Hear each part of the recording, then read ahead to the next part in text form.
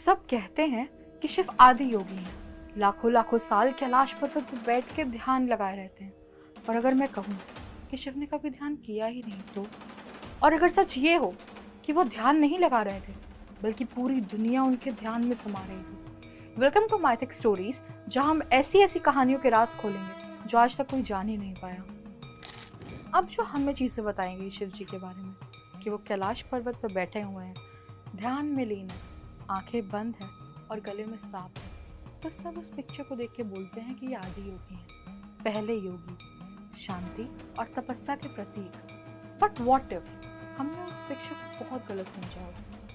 क्योंकि शिवा आगम और तंत्र प्रथाओं में शिव जी के बारे में कुछ और ही लिखा है। अब ध्यान का असली अर्थ, शिव की शांति ध्यान नहीं है, वो पूरे विश्व को अपने अंदर समा रहे हैं।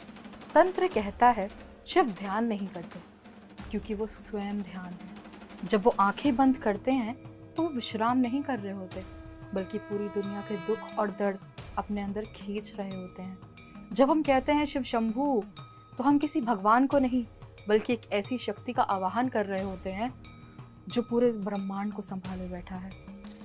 अब उनके रूप को ध्यान से देखिए। उनके 3 नेत्र ब्रह्म का विनाश करते हैं।